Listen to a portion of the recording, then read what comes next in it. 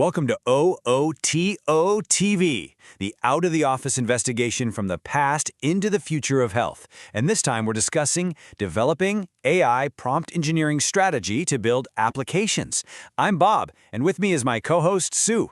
Hey Bob, great to be here. This is such a huge topic right now. We're really moving past the novelty of AI, asking it to write a funny poem or something, and diving into how professionals are actually using these tools to build real, functional, full-scale applications. Exactly. This isn't just about a new tool anymore, Sue. It's about an entirely new discipline, a new way of thinking about software development. And that really brings us to the core question of this whole investigation. How do you actually make that leap? How do you go from a simple one-off prompt that maybe spits out a little code snippet to a complex, ongoing conversation that constructs an entire full-stack application? Sue, the answer is it absolutely does not happen by accident.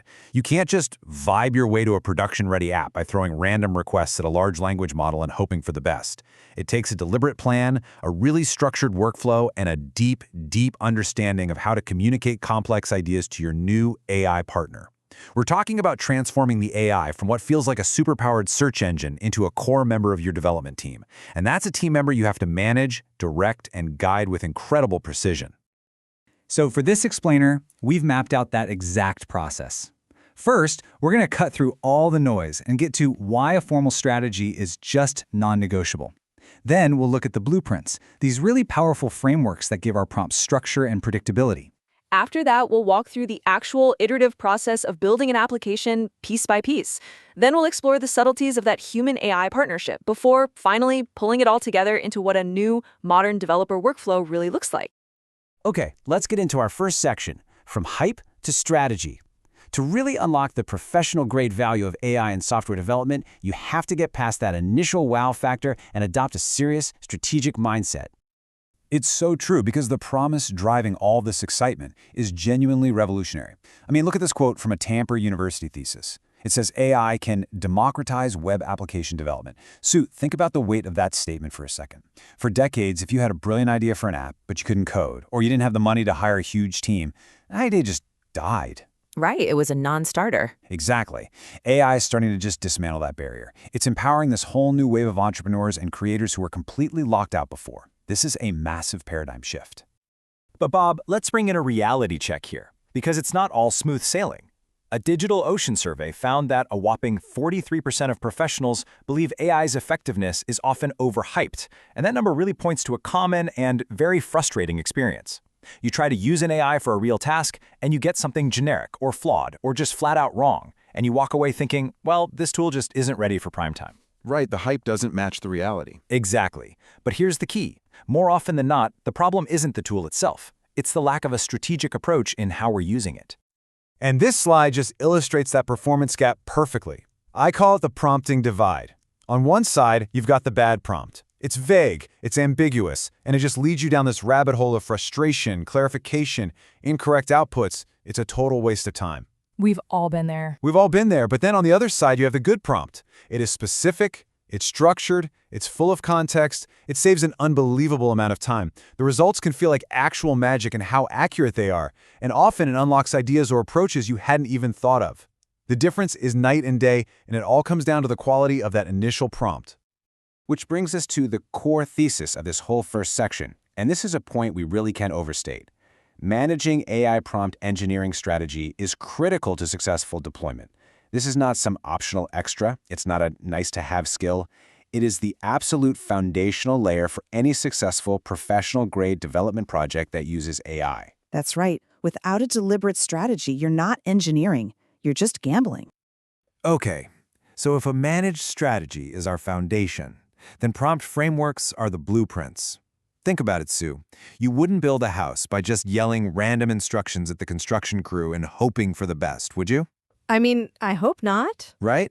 In the same way, you can't build a robust application with random, unstructured prompts. These frameworks give us that essential structure for clear communication, which leads to predictable, repeatable, and high-quality results from our AI partner.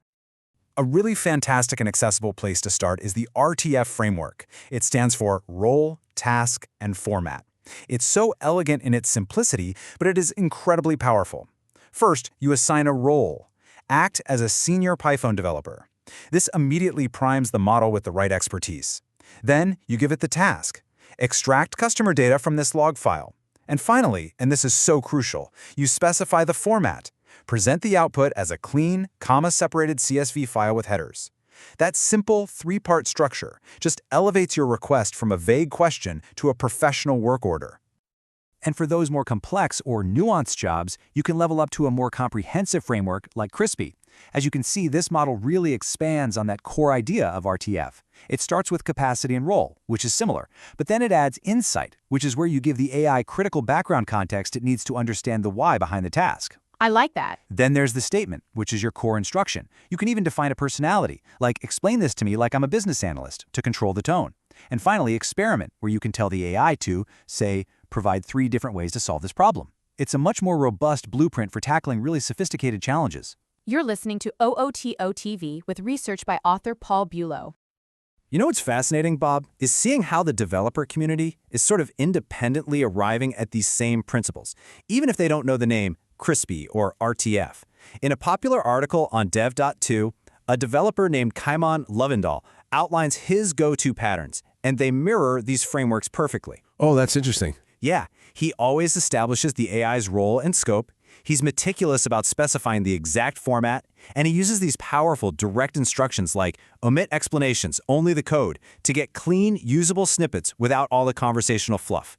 It's clear proof that a new set of best practices is emerging right from the front lines. Okay, so we've got our strategy, we've got our blueprints. Now we get to the really exciting part. How do we actually build something real? This is where we graduate from crafting single, isolated prompts to orchestrating this continuous, iterative conversation with the AI, using it to construct an entire application from the ground up. And this workflow, which was shared by a Reddit user named Delvathius, is an absolute masterclass in AI project management. Just look at the discipline here. You don't just say, build me an app. You start by giving the AI the entire high-level spec, all the features, the APIs, the database schema, Everything up front. everything. Then, and this is the most critical step, you instruct it to design and refine the software architecture before a single line of code gets written. Once you, the human, approve that architecture, you have the AI generate the complete file structure and a detailed plan. Only then do you start the build, telling the AI to write the code file by file, following the very plan it helped create. And the final step is just genius. Have the AI maintain a progress tracker so you always know exactly where the project stands. The critical takeaway from that incredible workflow is this. Targeting an outline approach to AI prompt engineering impacts your application quality and functionality. That is a direct and profound statement. You are literally creating a comprehensive project plan and then empowering the AI to execute it under your direct supervision. This rigorous structure is what prevents the AI from getting lost, from making flawed assumptions, or hallucinating features. It ensures the final product is coherent, scalable, and well-architected. And this slide gives us a perfect visual of what that kind of plan looks like. This is the architecture for a Sudoku web app from that same Tampere University thesis. You can see the clean separation into distinct layers, a presentation layer for the user interface, a logic layer for the game's rules, and a data layer to manage the puzzles. It's so clean. It is. By defining this robust structure right at the beginning, the developer could then methodically tell the AI to build each component, one by one, and place it within the correct layer. It's disciplined, it's organized, and it's how you make complex projects manageable. Let's be absolutely crystal clear on this point. To design an AI prompt engineering plan to build an application iteratively improves efficiency and success. The goal is never to find one single God prompt that builds the whole thing in one shot. That's just a recipe for failure. Success comes from a carefully orchestrated series of well-crafted prompts, chained together in a logical sequence where you build, test, and refine in a continuous loop. This iterative process is the real engine of successful AI-assisted development. And this iterative philosophy is being echoed all over the developer community. On Reddit, another user, Phaeton21, warns that letting the AI generate these huge monolithic files is a total trap because they become impossible for the AI, or even a human, to debug later. Oh, that's a great point. It is. The key is to work in small, testable chunks. Even better, have the AI write a small function, and then immediately prompt it to write the unit test for that function. Another user, AI Life, emphasizes keeping a central roadmap, like a simple text file with checkboxes. That document becomes the project's single source of truth, so you can quickly bring a fresh AI conversation up to speed. It's all about modularity and meticulous context management. This brings us to a really critical part of this new workflow, Mastering the Human-AI Partnership. Sue, this AI is an unprecedentedly powerful tool, but it is not an infallible oracle, not by a long shot. Understanding its limitations and knowing how to effectively guide it, correct it, and supervise it, that's what separates the amateurs from the professionals. The human is and must always remain in the driver's seat. And the number one pitfall you have to be ready for is the AI hallucination. This example from the Sudoku project is a perfect and pretty sobering illustration. The developer repeatedly asked ChatGPT to generate valid Sudoku puzzles. Despite specific instructions, the AI consistently produced boards that violated the game's most basic rules, like putting the same number in the same column twice. So it looked right, but it was fundamentally broken. Exactly. The output looks plausible, it's formatted correctly, but it is logically and fatally flawed. This is just a stark reminder that human oversight isn't just a good idea, it is absolutely non-negotiable. You're listening to OOTT TV with research by author Paul Bulow. So how do we actively guide the AI to minimize those kinds of errors and keep it on track? Well, there are several best practices that act as powerful guardrails. First, always use positive instructions. Tell the AI what you want it to do, not what you don't want. So instead of "don't write a long response," you say "provide a 3-sentence summary." That's a great tip. It's huge. Second, be hyper-specific about every detail. Third, use few-shot prompting by giving it concrete examples of the exact output you want. And finally, like we saw with the RFT framework, always assign a clear persona. These techniques dramatically reduce ambiguity and really improve the reliability of the AI's output. Ultimately, this all points to the developer's new kind of elevated role in this whole paradigm. Your primary job now is to define the project's entire context. You must define the constraints, limitations, APIs, and technologies to build the application, and create effective routines. You are the architect who sets the boundaries. You decide the tech stack, you specify the APIs, you lay out the rules of the project. You basically create this well-defined sandbox that the AI is allowed to operate within. And this leads us to what might be the most powerful operational strategy of all. As the project lead, you must request an iterative versioning process with defined goals and stopping points for your preview and qualitative code review, requiring your authorization to prompt to continue. Let's break that down. You're essentially treating the AI like a junior developer. You give it a task, code the user authentication module, and you explicitly add the instruction. Then stop and await my review and authorization before you proceed to the next task. This human-in-the-loop workflow, where you are the project manager, the quality gate, and the security auditor, is the absolute key to building robust, secure, and accurate applications with AI. So let's pull all of this together. We've gone from the initial hype to the need for a concrete strategy. We've looked at frameworks as blueprints, we've walked through an iterative build process, and we've highlighted the critical importance of human direction.